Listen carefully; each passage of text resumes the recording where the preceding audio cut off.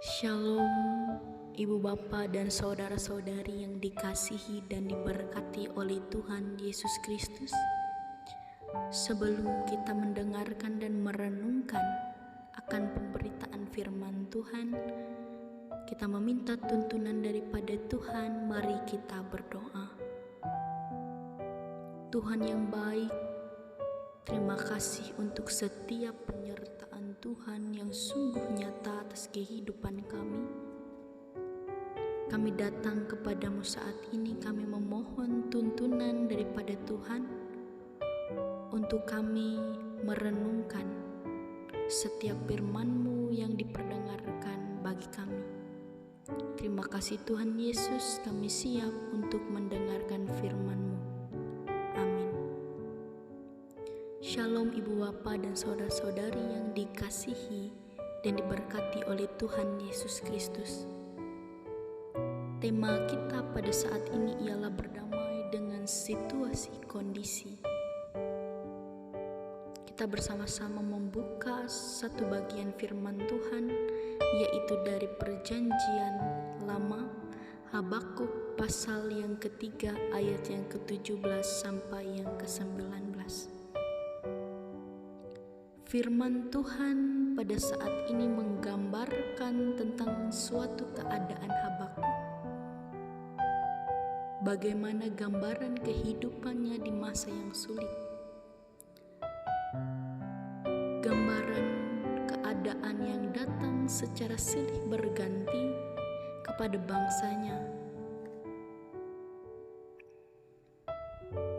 Bahkan kesusahan hidup digambarkan dengan suatu perumpamaan gambaran, yaitu pohon ara yang tidak berbunga, pohon anggur yang tidak berbuah, dan pohon zaitun yang tidak menghasilkan, ladang-ladang yang tidak menghasilkan bahan makanan. Keadaan saat itu sungguh sangat memprihatinkan. Keadaan itu semakin memburuk ketika tidak ada lagi domba dan lembu sapi dalam kandang. Itu semua menggambarkan sebuah keadaan yang tanpa pengharapan. Tidak ada sumber makanan. Kondisi bangsa pada saat itu dipenuhi dengan kejahatan, penganiayaan, dan pertikaian. Seolah-olah tidak ada keadilan yang datang. Pada saat itu, Habakuk terus berdoa agar keadaan pada saat itu membaik. Tetapi apa yang terjadi? Keadaan tidak kunjung membaik.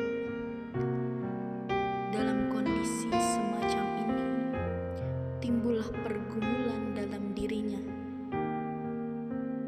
Mengapa semua ini menimpa bangsanya? Ia bertanya-tanya, mengapa Allah sepertinya diam dan membiarkan semua ini terjadi?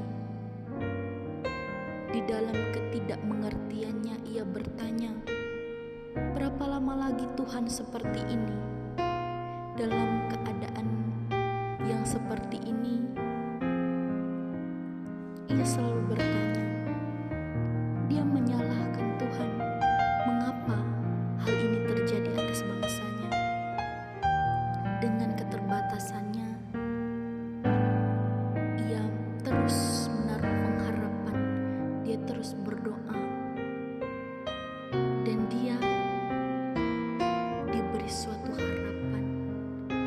Di saat kekhawatiran dan ketakutan, ia tetap memiliki sikap optimis.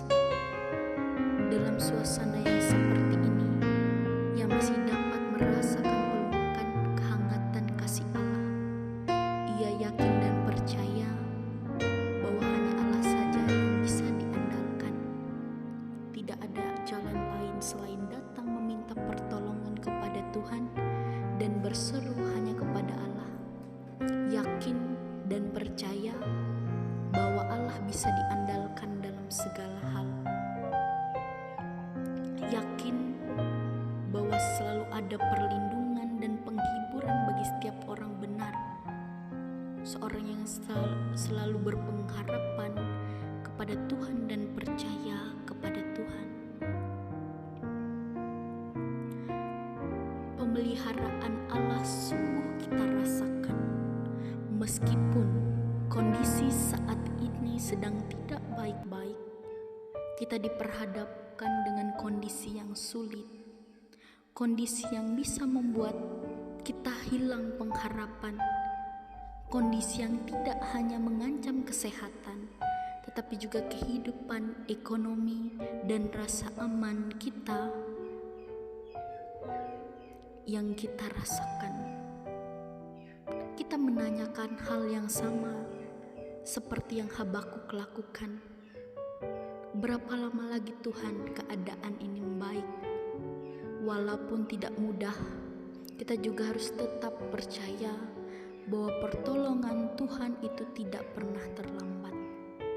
Mari kita belajar untuk berdamai dengan setiap kondisi, dengan setiap keadaan, dengan setiap situasi di sekitar kita yang sedang saat ini kita rasakan.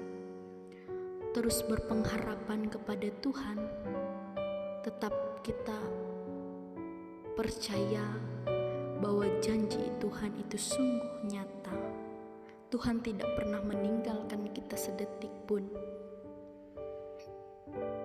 Biarlah iman kita semakin dikuatkan kepada Tuhan, sehingga kita bisa seperti Habakuk, yaitu mari kita sama-sama baca pada Perjanjian Lama, yaitu Habakuk pasal yang ke-3 ayat yang ke-17 sampai dengan ayat yang ke-19.